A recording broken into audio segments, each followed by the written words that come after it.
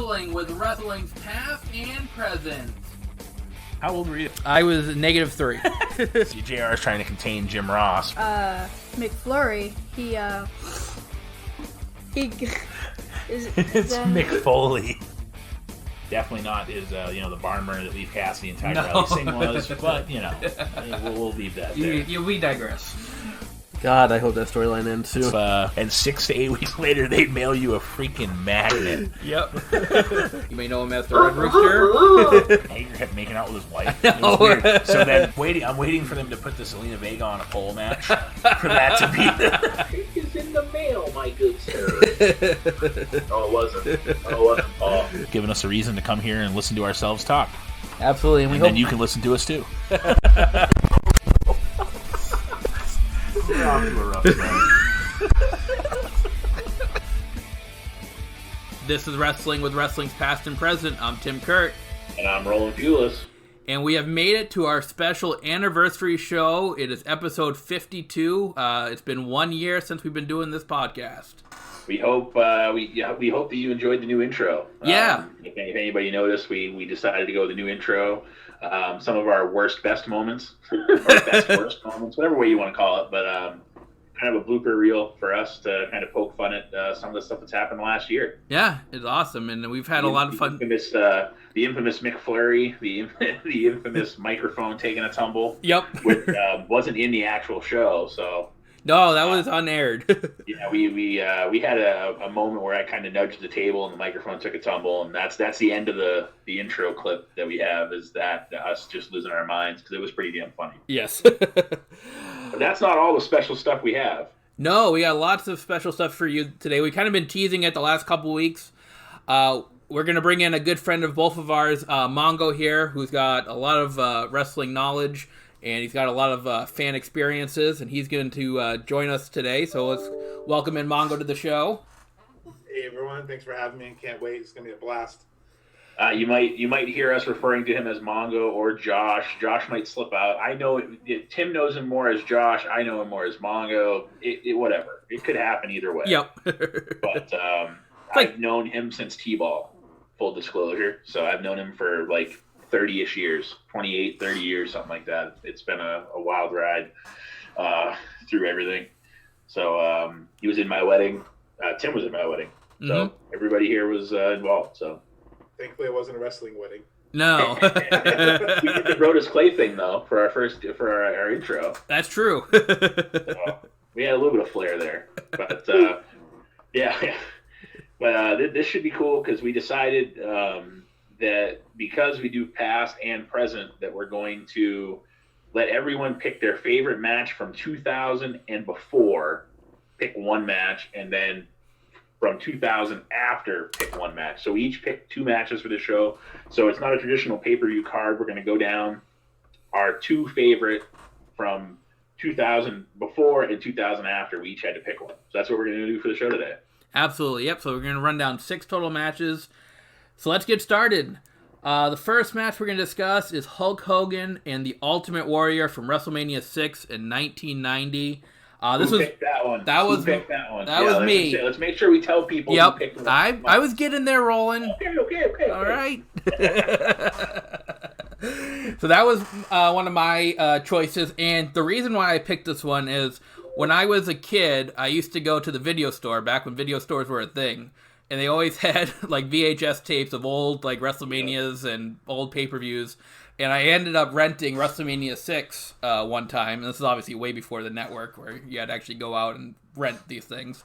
Had to go to Blockbuster. Had to go to Blockbuster, yep. So I rented it, and I just remember watching this match and just being totally just mesmerized as a kid by these 2 gigantic figures. This polarizing figures just combating each other. 2 fan favorites at the time, which was kind of unusual back then, especially the main event of WrestleMania. So I just remember just being kind of awestruck as a kid. So that match is always stuck in my mind. So that's why I picked this one. Well, I think it was a great choice. Like you said, it was a different time to see 2 fan favorites facing each other. There was no heel. It was a double face match, and Hogan was going away to do some other things, and they were trying to pass the torch to Warrior. Yeah, it definitely seemed like it was the dynamic was split. I think we sent a meme in our group text about the world's been never split, and that was more true. Because Tim, I had the same experience you was. I didn't really order WrestleManias until later on, so I went to Blockbuster. I got the tape too. Mm-hmm. So this was the first time I got to rewatch the match since I was a kid, and it still had that like big time feel. Everything was great about it. The heel versus heel. I mean, excuse me, face versus face. There was no traditional dynamic of it. It was amazing. Yeah, I mean, and even Jesse Ventura said that too. They were talking about it at the beginning. One because Warrior came out first, and they made the mention that it was going to be interesting to see what the fans popped for Warrior. It was going to be interesting to see what section of the fans were rooting for Hogan. And it might not be the greatest like technical wrestling match ever, but it didn't need to be. Their star power it told a great story. It told a great story of two guys that and for what it was, probably both of their longest matches in their careers, I would imagine. Yeah, I think it went like 22 minutes or something like that. For an Ultimate Warrior match, it's like 5 times, as long as it usually is. Yeah, poor guy blew up 5 minutes into the match. I mean, you could. He blew up right into the ring. Right, that's true. That's why they had him come out first. So he didn't have to start wrestling right after. They gave him a little bit to catch his breath. Yeah, I noticed the test of strength was something I didn't really remember at the beginning when they were both kind of shitting each other in the ring. And that's the infamous meme too. When Hogan has Warrior down in that, you have the meme. It looks like Warrior's giving him some oral favorites. That's one of the famous memes out there. He's shaking his head, and it withstands the test of time for people to still have a meme about it now. I mean, there was no memes back in 1990. No. So it obviously transcends the generation. It really does. I mean, the memes were the signs. I mean, that's one cool thing about going back and watching all these different old matches is seeing the fan signs, because I truly miss that, because that's where the real creativity of us marks came out was, you'd see the Hulk Hogan sign where it's the cliche 89, he's ripping his thing, selling his blender on the sign. Like, someone's got a Hogan blender in the audience at one point. That's the greatest thing ever. Not the blender, but the sign. Oh, right, yeah. Brutus the Blender Beefcake. Strutting and a mixing. Yeah. But yeah, no, this was probably the best match to pick to start too, because like you said, we're kind of going in order. Mm-hmm. And how do you start a show, any show, better than Warrior and Hogan? No, you can't. And especially, I mean, like I said, it was a really good wrestling match considering the talent in the ring and their history. They're not the best technical wrestlers, but I think they pulled it off really well. And like I said, their star power made the match. And like we said, it told a great story. So the next match we're going to discuss is from SummerSlam 1992 between Bret the Hitman Hart and the British Bulldog. This was one that Roland picked. Roland, tell us why you picked that one. To me, when I think of anything before 2000, I didn't want to do Attitude Era stuff. I wanted to do something that I remember as a kid that was something that drew me to an event. I remember specifically, like Tim was saying, with the going to Blockbuster and stuff. This is one of the ones I wore this tape out. I probably rented it 5, 6, 10. I rented it a lot. It was one of my favorite shows, and it was really the first time you saw Bret Hart as a main eventer. Mm-hmm. And it was SummerSlam. It was in Wembley Stadium, so Bulldog was a fan favorite. You didn't know who was going to win. It was one of those. It was kind of like the Warrior Hogan match where you didn't know going in who was going to win. And it's the same thing. You had two faces here, which is ironic that our last match had two faces. But you have Bret Hart, and it's with Bret Hart. It's too bad his career ended the way that it did, and it went the way that it did. If there was no Montreal Screwjob, what would have become of Bret's career further versus Goldberg kicking him in the head and ending it the way that he did? And Bulldog, same thing with his drug history and stuff like that. Unfortunately, his career ended too soon too. So it's two guys that might still be involved in the business now. Bret Hart's kind of soured on it a little bit. He's there when they need him, but I think that these two guys could have been great going forward. Think of these guys in the Attitude Era. If they had been, there'd been no WCW change with Hart going there. So you could have had Kurt Angle and Bret Hart. You could have had some great matches if Bret never left. You could have had some great Survivor Series matchups too, potentially. I mean, there's so much possibility. We wouldn't have to have, Gene's British Bulldog in the Royal Rumble. Right, Yeah. Exactly. And that was, it's funny because I think of Chris Jericho now being someone that reinvents himself. It seems like the Bulldog did that from '92 on. Like he came back, he's short hair, came back with jeans. Every time he came back, he looked different. Yep. Yeah. And you know, obviously, you know, shortly after this, him and Warrior ended up getting fired for HGH. You know, before going into WrestleMania, I think it might have been, was it before this? I don't know. Anyways, I know there was a time where they both got themselves in trouble. They got fired. You know, so there's so much history there with these guys, and for them to be brother-in-laws too. I mean, that's cool too. It's a dynamic that, you know, Davey Boy's married to Brett's sister. It makes it even more. It makes it a cool family thing. But to me, this match told such a great story. There was some great wrestling in this match, and I don't think Bulldog is given enough credit for his wrestling ability. No, I agree. I think, you know, Bret Hart did have to carry a lot, but that's because, you know, like you mentioned, his drug use and everything else. But when he was on, he was on. Like, that power slam's still one of the best looking power slams today. Like every time I see that power slam. Braun Strowman, you know, uses it now, and I don't know, you know, Braun is devastating, but I don't know if it looks as good as when the Bulldog did it. And you want to talk about things that come out of nowhere, you know, Dynamite Dallas Page, whatever, but that power slam came out of nowhere, and you were like, "Oh crap, is this it? Like, did he just finish him off?" Yeah, that finishers meant something. Yeah. One thing that got me about this match was that superplex that got hit in the corner. The crowd popped like it was Mick Foley get thrown off cage, like it was the most devastating thing, and I was like, I don't understand why. And so I kind of looked it up after the match, and I read in Brett's book that they had never done a superplex before. So, like, that was one of the first times that spot was hit. And the fact that they both did it is the trust they had in each other and the reaction. Like, that crowd was so hot. I've never heard a crowd that loud for what we think is an average spot now. Yeah. Well, I mean, look at you know, stuff like a DDT or stuff, you know, stuff that used to be a finisher is you see 100 of them now. Yeah. In one show. So. Yeah, and you think about, you know, you go back to the olden days like Harley Race. Harley Race's finishing move was a suplex. Yep. You know, where wrestling moves actually meant something, and that's. Well, I mean, even going back to the Warrior Hogan match, you had a press slam and a splash for Warrior, and you had a boot and a leg drop for Hogan. Yeah. I mean, if, you know, you see big boots in every match now from the bigger guys. I mean, and they just pop right back up. Yeah. One of the things I wrote down in my notes here for this match is one of the best pure wrestling matches that I've seen. I've seen the match before. But I hadn't seen it in a long time, so I was able to watch it with more of a analytical eye, so to speak. And it's one of the best pure wrestling matches, and it was won by a wrestling move too. It wasn't won by a fancy finisher or anything like that. So I really enjoyed this one just for the pure wrestling aspect of it. The finish made the match because the whole match you had no idea who was going to win that match. Mm-hmm. So for the finish to come out of nowhere with a roll up, essentially. It made the match for me. I when we first started talking about this idea, I said to Tim, like, I know what I'm picking.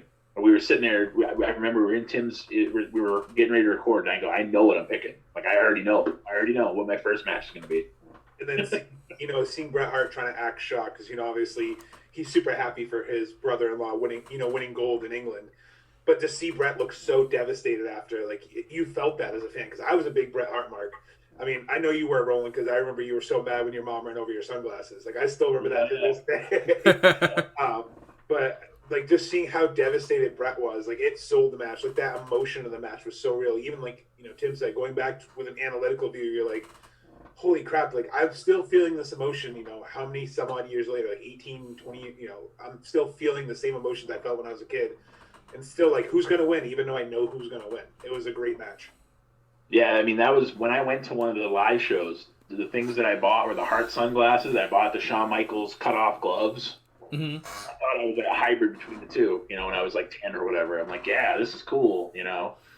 You know, they were the red cut-off gloves. They went with the cool pink sunglasses, even though they were two different guys. The one thing that was nice, too, is that where this was done not in the U.S., for whatever reason, Bret Hart always was much more popular overseas or in Canada. He was never that popular in the U.S. So that was cool, too, because the fans, when he came out, the fans exploded for him.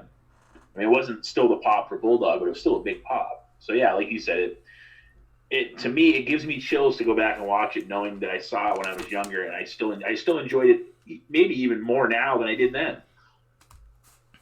Like you said, you wore that tape out. I mean, I only saw that match when it came on the network because I didn't rent that tape. So I saw, you know, on the network again, but I saw clips of it when you were a kid because Raw used to play the clips. But even then, looking back and seeing it, like I still remember the match, but I don't remember fully seeing it, like you said, because it was that UK only pay-per-view.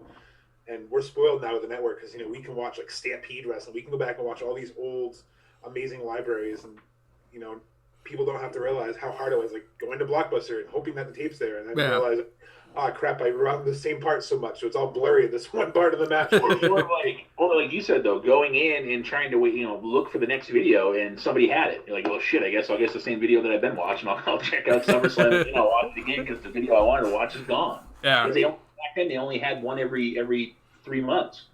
Yeah, it's like you get every month. So, yeah, and it's amazing to think, that was honestly one of the first tapes that I can remember that I rented a bunch of times. But I mean, there's probably different Survivor Series I wore out that, like I said, it's like Tim said, it's part of growing up in our era. That's what you did. Mm-hmm. You couldn't afford, to buy the pay-per-view every 3 months or whatever. There's no way. Right. Tapes. I remember getting some, but usually I'd save the money for WrestleMania. Like my dad would be like, you can pick one. So I'm going to get WrestleMania then.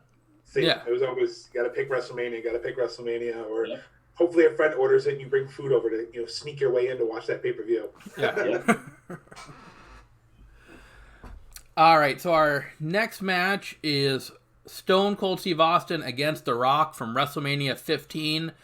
This is Mongo's choice. Mongo, why did you pick this one?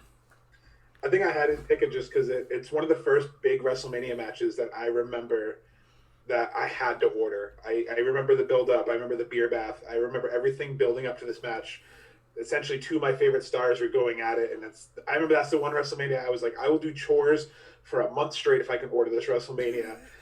And not be able to order that WrestleMania, being so crushed, and actually going to Roland's house to watch it like 2 or 3 days after, him knowing the finish, trying to keep the secret, and just watching that match and just being in awe how it's two completely different styles. You have The Rock, who was one of the best talkers and sellers in the industry, and then you have Stone Cold, who essentially was just a brawling, like the brawler style, would kick you, punch you, but they worked. Somehow together, their two styles, even though they were so different, they just put on a match, and that's why I had to pick it, because it's the first one that sticks out of the trilogy. It's always going to be my favorite. Well, and, you have the dynamic of Mr. McMahon, the corporation, Rock being part of that. You have the beginning of the match where Mick Foley was supposed to be the referee, but he was in the hospital, medical facility. Yeah. So, there's so many, we discussed before we came on air, this may not have been the best of the three, per se, but, they went at 15, 17, and 19. Every other year they had a match, and I don't think any of them were the same. No, which is refreshing because some of them, you can get repetitive. Mm-hmm. I mean, even just some of the spots they did, for back then, like going up on the ramp and The Rock getting thrown into the stage, or Stone Cold getting suplexed on the ramp, or just some of the selling that went on, just to made something that could be so weak look so believable. Like Austin hitting them at Luthez Prez, but it looks like he's stalling in air because Rock's holding him up just 1 second longer. That chair shot that Kyoto took. Oh my God! Yeah. Yeah, I wrote that down in my notes here. That the chair shot to the head of the ref, like you don't see that. I don't remember ever seeing that before. That's one of the benefits. Like I said, I'm on ad-free shows. That's one of the benefits they have every other Monday. They have a Monday mailbag with Mike Kyoto, and somebody asked him about that last week, ironically enough, and they wanted to know if it was a gimmick chair, and he was like, "No." He's like that. He goes, "My ears are ringing for 3 days afterwards." He said, I got creamed by that chair, and it was funny to go back and watch it after hearing him talk about it. I'm like, oh crap, he did. He got teed off on. Yeah, I know. In the heat of the moment, you're watching the match. You're like, oh, ref bump, ref took a chair shot. But you go back and you watch it again, like you just said. You're like, yeah, that was a really stiff chair shot. That wasn't like a love tap. That was his head just got thrown down into his collarbone. He's not. Obviously he's not a wrestler, so he doesn't have a real strong, thick neck either. So he got creamed. It's like, oh wow. Like I said, to be able to be on ad free shows and hear him talk about that and then see it, I'm like, oh man, ow, like that hurt. But having Mick Foley come out later on in the match was cool. It was somewhat predictable watching it now, but knowing at that time you didn't know what was going to happen. Right. You assumed he was in the hospital. 13-year-old me or whatever was like, oh, he's gone, he's dead, he ain't coming back. Right. He's in the local medical facility. That's Kurt. He ain't coming back. Yeah. They took him away in that ambulance. He's gone. And he comes out with that spray painted referee shirt, like now iconic. Where it's like, what was he out back with a can of spray paint because WWE's too cheap to give him a polo? Like, what's they didn't have one that fit him that good, so he had to make his own. Right? Even Sacco had a referee thing. It's true. I remember too, because I remember getting this pay-per-view as a kid, and I thought it was really cool back then that they kicked out of each other's finishers. And now you see that all the time. But back then, as a kid, I didn't really pick up on that, and they kicked out of the stunner, they kicked out of the rock bottom. So I thought that was just a kind of a cool note that this match had. Yeah, no, I agree. There was an error where you hit it like we were just talking about. You hit a Jake the Snake hits a DDT, the match is over. Yeah. At this point, you're still thinking, if Stone Cold hits that stunner, the match is over. And he teased it a lot too, so that's why it was more surprising when he kicked out, like Tim said, because he kept teasing the stunner and the Rock would reverse it, or he'd get ready for the stunner and the Rock would reverse it, and then the Rock gets ready to hit the people's elbow. You're like, yeah, it's done. That people's elbow gets hit, and then it was just good storytelling because, like, back when a finish was a finish, not I've hit 19 pedigrees, but he still kicks out. Like, no. Yeah. Well, and then that's one of the downfalls about some of the matches now. And, I'm not going to be that crotchety old, Jim Ross person talking about leg slaps and whatever. But, like, back then it was so different that, like you said, if you saw a stunner, you're like, it's done. Yeah. This match is over. So it's a good point by Tim that, you had the false finishes, which maybe we have too many of them now. Right. Yeah. It'd be nice if we had more protected finishers. I know. I mean, the only one I can really think of right now is in AEW is the One Winged Angels. The only one I can think of that not many people have or do kick out going back to New Japan. Judas Effect. Yeah, Judas Effect. That's another protected one, but there's not really a lot of protected finishers anymore. The pedigree used to be protected for so long, and now I feel like Seth Rollins started doing it, so I feel like it lost its luster. It's like I don't mind when people do it, but you got to protect that move.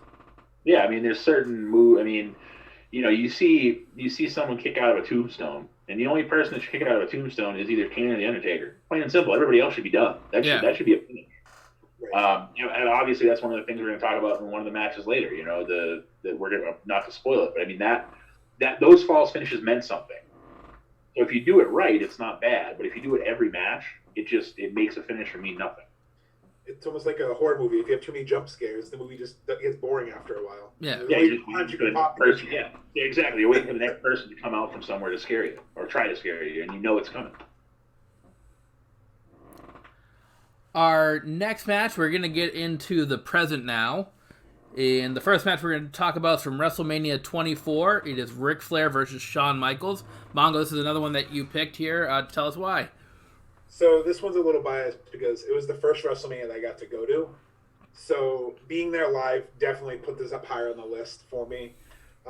Just the storyline build around it was great. Just you knew Ric Flair was on his way out. I mean, if you didn't know Ric Flair was on his way out in 08, then I think you were blind. I mean, he looked sluggish against McMahon at one point during the Rumble. You could tell that he was hanging on too long.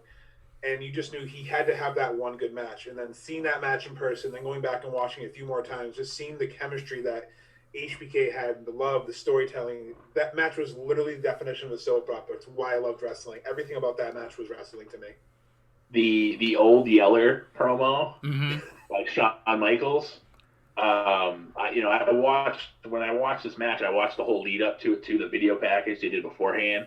And, for him to use the old Yeller, take you out behind the barn and, Flair slaps him and all it was too, and for them to have the connection they have to go out there and have this match with the emotion they had shows you how professional they are, because if they didn't trust each other and they didn't have the way they felt about each other, this match wouldn't have been as important. I mean, you could tell that these two guys really had, an admiration for each other's work. And, Shawn Michaels looked up to Flair when he was younger, and now Flair's looking up to Shawn, who's the headliner that's going to bring him back to that level. Like you said, Flair was on his way out. And you could have Flair in there with anybody else. I don't think the match would have been anywhere near as good. I agree. Yeah, there was so much emotion in this match. At one point, Shawn stopped the Sweet Chin music. and stuff like that. And it's just little moments like that throughout the match that just really make it so powerful. Yeah, Flair hooks the figure four on him when he hesitated. And it was, and we all know the iconic moment, the I'm sorry, I love you, that, I don't know how that felt live, but watching that on TV, it almost brings a tear to my eye. And I know that sounds cheesy and whatever, but you felt the emotion. You were like, "This is great." I mean, as soon as Flair took the kick, he's already crying. He's on the mat getting covered. He's already crying. So he, the emotion. You can't make that up. You can't. No, and you hit it on the head. Like, it felt so surreal because even the lead up getting into the arena, we all knew Flair wasn't going over. I mean, you knew that this was his retirement match. You knew Michael was going over. You didn't know how. You didn't know how the match was going to present. And then when you just saw him, because the camera zoomed perfectly, he mouthed those words. It got quiet. It was probably the quietest I've ever heard a wrestling venue. And then you just see Shawn Michaels have cover just immediately go right over to Flair's head, and you can tell he's like talking him and thanking him. And I think honestly, this is the first time I can say as a wrestling fan, I probably almost cried too because I'm in the crowd. Like, this is devastating. This is really devastating. Well, and you don't realize what wrestling means to someone until you see it firsthand like that. Yeah. That had been Flair's life for so long. Right. Maybe he did hang on a little bit too long, but for him to go out that way to have, to kind of make fun of Dave Meltzer here, to have a 27-star match in the Tokyo Dome as his last match. I mean, especially someone of that age that's been around that long. It's a perfect send-off. It's too bad he did that TNA garbage stuff afterwards. Yeah. But if that had been it, how do you? And even Flair says that now. He regrets doing it, but he needed the money. He took it for an easy payday. I agree.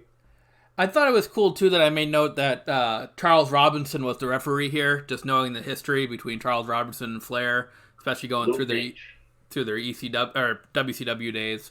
Yeah, little Nate. So I made note of that too. I just thought that was really cool that they were going to send him off. Charles Robinson was going to be the ref there. Well, and that was back when they had Raw and SmackDown referees. So it was cool. He's wearing a SmackDown shirt, which is funny that he was involved in that match. But you know why, Right. And fun fact about that, my fiance, without realizing, we always joke that that's her ref because every match we've seen recently that we've gone back and watched, she always sees him. So that's I always see this guy. So she started following him on Instagram. He is a super fan of horror. He's like the coolest referee. If you guys don't follow Charles Robinson on Instagram, you need to. He's the coolest guy, I think, that's a referee out there currently. And I think it's cool that he got the rub to be that referee in the match too, just because of his history in WCW, like you guys are saying. Everything just... And then the SmackDown shirt was weird. I agree. Yeah. One of the things I noted, I'm like, it was cool that he was in the match, but those aren't SmackDown guys. Right. No. All right, so we're going to fast forward to the next year's WrestleMania 25. We're going to talk about Shawn Michaels versus The Undertaker. This is one that Roland picked. Roland, tell us why. I think for every reason that we said the Flair HBK match, this had the same type of emotion. There was less stakes on Shawn's end where it was just him trying to beat the streak. We know the following year he went streak against career. So either one of these matches, in my opinion, could have been picked. But I think even Shawn mentioned that, he thought this could have been it. This could have been his last match, and he would have been happy with it. It was a story of two guys that have been in the WWE since the early 90s. Two guys that had a past of, with Shawn being, his drug history and everything else, and maybe not rubbing people the right way. And it's a redemption story. And for whatever reason, they've always had great chemistry, even though they may not have liked each other outside of the ring. And even Taker has said that. He goes, Shawn was in a bad place, when he left the first time. But to know, I'm a Shawn Michaels mark. I'm not going to tell you I'm not. This match was everything you'd want in a WrestleMania match, no matter who's in it. There was emotion. There was, like we talked about, some of the false finishes that you didn't know that this was what was cool about this is the first time they met at WrestleMania. So you didn't know if Shawn was going to end the streak or not. They played it up like, some of these guys that the Undertaker faced over the years, you're like, they're not going to beat the streak. But you didn't know. You really didn't know if Sean was going to beat the streak or not, which is what made this must-see TV.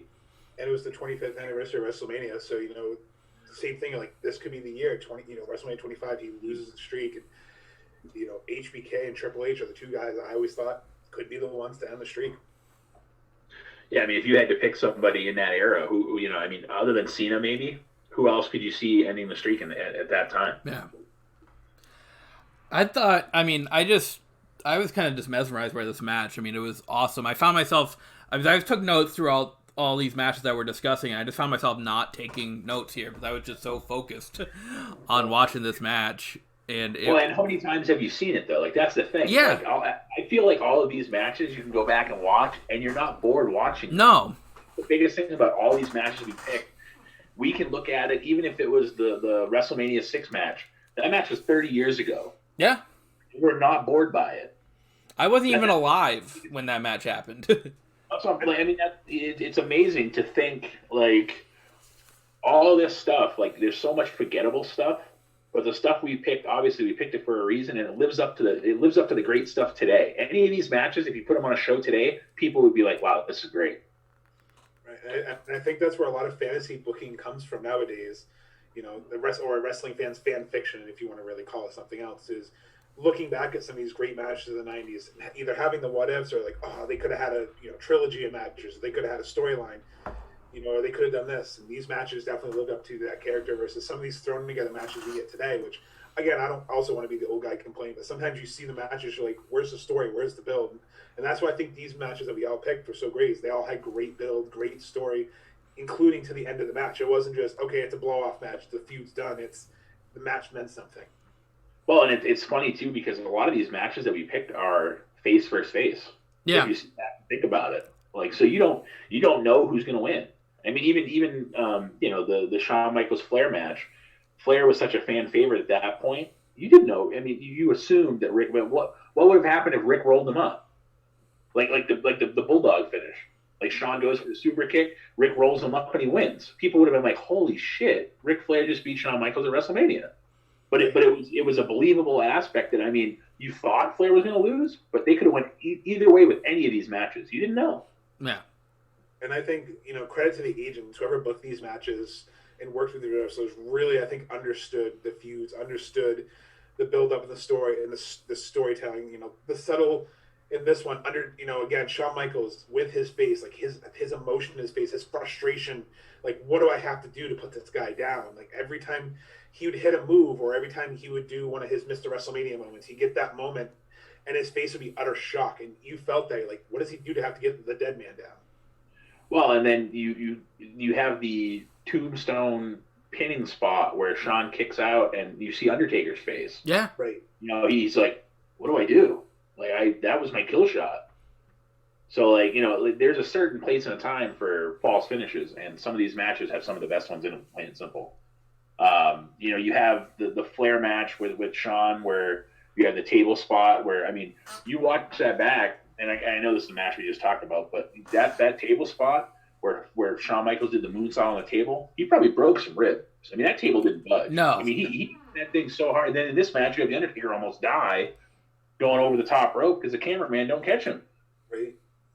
Good old Domino from Deuce and Domino. Can't do Yep. it.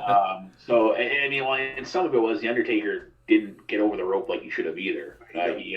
But still, I mean, he fell right on his friggin' head. And it's like, there's some stuff that happens. It like Tim said, it's hard to not fall back into fanboy with these matches because you're like, holy, you're just staring there going, wow, like this is incredible. And I think that these matches are a good example of why I've been a fan, because wrestling is one of the best movies out there. So, like, one of the biggest pet peeves I always have is, "Oh, don't you know it's fake?" It's like, well, you can't fake gravity. And you watch action movies, I always tell people, you watch Fast and the Furious for the same reason I watch wrestling. You watch it for the spots, you watch it for the storytelling, the drama, blah, blah, blah, blah. This match right here, I feel like if you have a wrestling fan, show them any of these matches we picked today, and I feel like they'd be a wrestling fan. Yeah. You can't, it's one of those things where you can't appreciate it if you don't watch and see something like this. Like you said, an average person that doesn't watch it, like, oh, it's fake. Well, tell me when Shawn hit that table that it was fake. Right. Tell me when Taker fell on his head that it was fake. Like, yeah, it's a certain amount of it is choreographed, but it sure as hell ain't fake. No. Right. The the Hogan Warrior match when he got him in the front face lock, Gorilla Monsoon made mention to how devastating the front face lock was. And the body goes, yeah, just ask Richard Belzer how devastating that move is. And for you fans that don't know, he choked him out on TV. Right. By accident. I mean, he hit him in the front face lock and dropped him on his head. Yeah. Well, it's not, and that was one of the things where, someone said it was fake. Yeah, well. There's a reason why they have the "Don't try this at home" messages before the shows. Yeah, because I mean, it may be fake to some people, but and again, like Mongo said, obviously it's not real, but it's real to us. When the emotion's there, it's real to anybody. Yeah, you can emotion. That emotion's real, no matter what you're watching. Right. I mean, it doesn't matter what you're watching. If you're getting invested in the product you're watching, then it's obviously worth it to you, and that's how wrestling's always been. And these matches, whether it's Warrior Hogan or whether it's some of the upcoming match we're going to talk about, or HBK versus Taker, like all those matches had so many different emotions going through. Like you keep talking about going back, watching again, you felt those same emotions. So with everything going on in the world today, it's nice to be able to go back and escape and watch something to either better times or just better feelings and. Make you re-enjoy the product when it starts to go stale. Exactly. Well, we got one more match to discuss. It's one that I picked here. It's from Elimination Chamber 2015 between Kevin Owens and John Cena. The reason why I picked this match is, as you longtime listeners of the show know, I'm a huge Kevin Owens fan. He's my favorite wrestler there is today. And I picked this... Huh? Huge. Yes. Huge. And this match was my first introduction to Kevin Owens. I'll admit I don't watch a whole lot of NXT, so I didn't know a lot of his NXT stuff or his Kevin Steen days. So this match really kind of introduced me to Kevin Owens and just what he can do in the ring for a bigger guy. I'm a bigger guy too, so I can kind of relate to him. So that's the reason why I picked this match. And this was an awesome match. It had such a great storyline. He was the NXT champion at the time. John Cena was the United States champion. And I just thought this was an excellent match. And I just picked it because it introduced me to Kevin Owens. Can we all agree that first NXT belt is the ugliest thing they've ever made? Yep. But before we get into the match, he throw that belt, man, that thing is hideous. It's so backyard wrestling, it's not even funny. It looks like what you draw on cardboard. Like you said, there's X's sticking out of the top, and I'm like, this thing's ugly as all hell. Why'd they? I'm not saying the new one's any better, but it's not as ugly. Put it that way. Yeah, if you go too extreme, it's almost as bad as the one Brian Cage won from Lucha Underground, that weird pyramid belt. I don't know if you've seen it. But when a belt gets too extreme, it just doesn't look good. The Jeff Hardy belt in TNA. It's like, come on, really, you guys? What the hell? What the hell is this? I will say though, that open challenge that Cena started, I think people don't give him enough credit. Kind of going back on that, like that open challenge when he was the U.S. Championship, I think also helped elevate the U.S. champion. So when Kevin Owens randomly came out on Raw and was like, "I accept," essentially, and just powerbomb Cena, it was like, what is going on? So I think it set this match up perfectly. So I agree with you. Well, I know nobody outside of NXT knew who Kevin Owens was at the time either. Not like Tim said, not everybody watches NXT that watches Raw and SmackDown. Right. Just like certain households don't get, it's better now that SmackDown's on Fox, but back when SmackDown was on like UPN and My Network TV, like some people just didn't get the channel. Yeah. And look at Impact now. They've gone from 3 different networks that no one carries. Essentially, they just keep bouncing around, and it's too bad because some of the stuff they're doing now is pretty good. Catching up to some of the stuff they used to do. But you don't, especially like Mongo said, if you don't know something's going to happen, it makes it so much better, anyways, no matter what it is. And I think too, going back to when he mentioned him being Kevin Steen. Ring of Honor is a decent product, but they have the same problem as Impact, where they just can't land a good TV deal. So I don't know if the Sinclairs are just not good negotiators, but it's a shame because if you guys get a chance, you should go, or your listeners too, should go back and look into some of Kevin Steen's matches, because that's kind of where I started falling in love with him. Also, didn't really watch a lot of NXT, but then when he came out to answer Cena's challenge, I was like, okay, I'm interested. Who is this guy? Yeah. Right. Exactly. Yeah, and the match, not to cut you off, but the match itself too, like you said, it was such a good match because you're in your head, you're like, there's no way they're gonna let this new guy beat Cena. Mm-hmm. There's no way. But they did. Yes. Cena's reputation not giving the rub. Sorry, Tim. No, go ahead. I was gonna say with Cena's reputation never really giving the rub to anyone or being, the golden shovel essentially. Yeah. Yeah, it's the unpredictability of it too that really added to this match. I mean, wrestling can be really predictable a lot of the time, and it wasn't here, and I think that really made this match that much more special. Yeah, no, I agree that for whatever reason it was some of that unpredictability though, because like going in, it's the same thing with the Flair Shawn Michaels match. Like, there's no way Flair's going to win this match. When in your head, you're like, there's no way they're not going to let Cena lose clean to this new guy. And they did, and it was a great match. And he lost clean in the middle to his finisher. Yeah, there was no Gaga, there was no interference, he hit the pop-up powerbomb. Match was over. And I think that's what helped his finisher too, because going back and I watched a little NXT with him and then when they were first setting the feud up, because I wanted to kind of see some of his greatest hits, and I was like, a pop-up powerbomb, like that's your finish? Like, I mean, a powerbomb's a diamond, doesn't move. That's not going to work. And then to see Cena get pinned 1, 2, 3 by him, like, okay, Cena, you're doing a good job. You're going to help legitimize that move. Well, and they, like you said though, they protected it too. It wasn't leg slap, stupid, thing that they just didn't protect that you see 5 times in a show. Like, that's the best part. Not only did Cena help make it legitimate, but they also had already protected it enough where it was a believable finish. Yeah, and I think too, fun fact, when I had got meet Kevin Owens down in Florida, I had asked him about that match, because this was right when he won the Universal Championship when I met him. And he said that the biggest thing for him was his son was a John Cena mark. So for him to get to go out there and beat John Cena clean, he'd go home and have this shit-eating grin on his face when he saw his son. I'm like, that's awesome. Like, I can just only imagine, like, oh yeah, who's your hero now? Just going on and rubbing into your kid. Like, I beat him. Just kick your hero's ass. Yeah. And for those of you that have YouTube TV out there, Ring of Honor is on Stadium. And it is on a lot of times during the day. Like, I'll be scrolling through. The Stadium channel has Ring of Honor stuff on a lot. So if anybody, and some of that's older content, because they're not making as much newer stuff right now with the pandemic. So if anybody's watching, looking for something to watch, if you have YouTube TV or if you have Stadium, it's on there. Good to know, because there's a lot of quality content. You might be surprised. Yep. See some of the people that have come through the Ring of Honor doors that are currently killing it in WWE or other promotions right now. And, I mean, there's a lot of AEW guys that have been in some of the independent promotions for, whether it's, in Japan or whether it's, Ring of Honor or Impact. I know Impact's not independent per se, but the 2 biggest ones out there right now are WWE and AEW, hands down. So. Right. I think it's a good time to be a wrestling fan right now, because there is more than one product, so you can see some different content. So one of the best things to do right now is to really look into the products. If you're getting bored with WWE, check out the products. Don't give up on one, because you might reinvigorate your passion for another. I agree. Yeah. And that's kind of what our goal with this podcast is kind of hope, make you enjoy wrestling and, kind of look at the past and the present of wrestling and just enjoy all aspects of it. And hopefully we've done that for the past year. I know I've had a lot of fun doing this for 1 year. It's hard to believe we've made it a year.